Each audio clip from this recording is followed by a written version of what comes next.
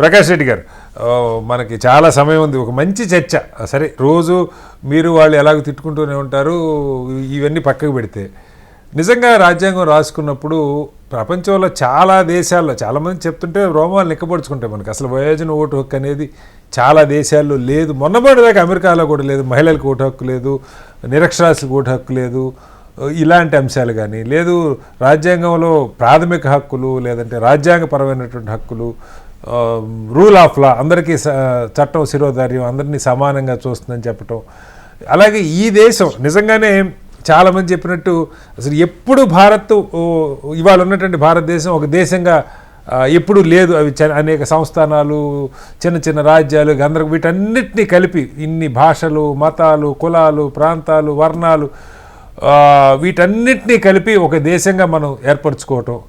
ఈ ప్రజలందరికీ కూడా ఈ 140 కోట్ల మంది ప్రజలకి కొద్దిమంది వేల మీద లెక్క పెట్టగలిగే వాళ్ళు, లేకపోతే వాళ్ళకి ఆలోచనలు వేరుండొచ్చు, కానీ ఇది నా దేశం, ఇది నా ప్రభుత్వం, నేను ఈ దేశంలో భాగం అని ఆ ప్రైడ్ ఫీల్ అయ్యేవాళ్ళు, ఈ దేశంలో అనుభవిస్తున్నంత స్వేచ్ఛని ప్రపంచంలో చాలా దేశాల్లో లేనటువంటి పరిస్థితి, కానీ ఎన్ని నియంతృత్వ పోగడలు ఎన్నిసార్లు బయటపడ్డా కూడా ఎప్పుడు కూడా ఈ పరిధి దాటి వ్యవహరించడానికి సాహసించని పరిస్థితి, కానీ వీటన్నిటికీ రాజ్యాంగమే మూలమని అనిపిస్తూ ఉంటుంది సార్. ఏం చెప్తారు? ముందు పెద్దలిద్దరికి నమస్కారం. శ్రీనివాస్ గారు మీకు కూడా చెప్పండి.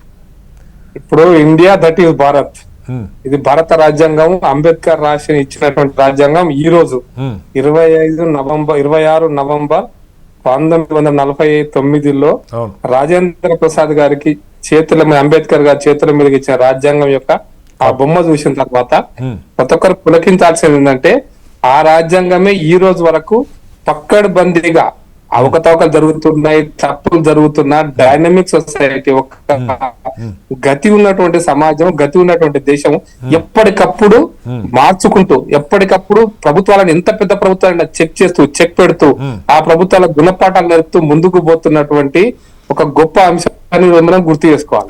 దయాకర్ గారు చెప్పారు భారతదేశం గొప్ప దేశంగా ఉంటుందని.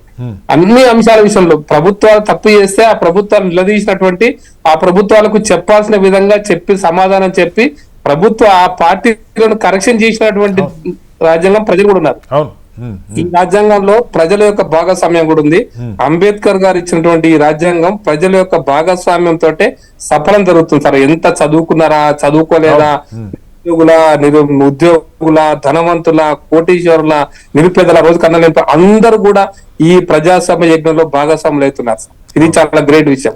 ఇది ఒక మన ప్రజాస్వామ్య యజ్ఞం. ఈ యజ్ఞం నిరంతరంగా కొనసాగుతుంది. ఈ యజ్ఞంలో అందరూ కోటీశ్వరుడికి ఒక ఓటే, ఎందుకుందా చెప్తున్నారు, ధీరుభాయ్ అంబానీకి ఒక ఓటే, బాంబేలో ఉన్నటువంటి నిరుపేద ధారవిలో ఉన్నటువంటి ఒక గుడిసెలైనటువంటి ఒక మామూలు రోజు కూలీకి కూడా ఒకటే ఓటు ఉంటుంది.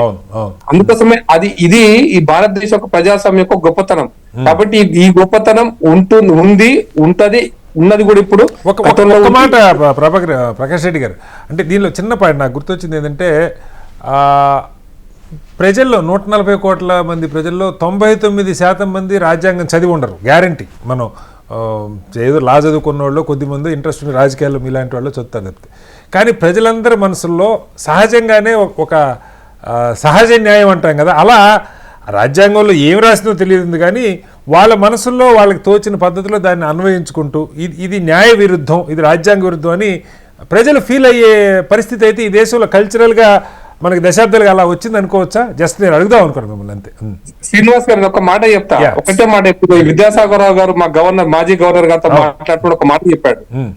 ప్రజలు కాశ్మీర్ లో ప్రజలు ఏ రకంగా స్పందిస్తున్నారో, తమిళనాడులోని చివరి ప్రాంతాలు ఉన్న వాళ్ళు, అండమాన్ ఉన్న వాళ్ళు, లేదా అస్సాంలో అరుణాచల్ ప్రదేశ్ ఉన్న వాళ్ళు, లేకపోతే బాంబేలో ఉన్న వాళ్ళు ఏక రూపంలో స్పందిస్తున్నారు చాలా సమస్యల విషయంలో. కొన్ని భిన్నత, కొన్ని అభిప్రాయ భేద, కొన్ని చేంజెస్ ఉండొచ్చు కొత్త, కానీ ప్రజలు స్పందించే తీరు ఒకటే ఉందంటే వాళ్ళకి కమ్యూనికేషన్ ఉందా?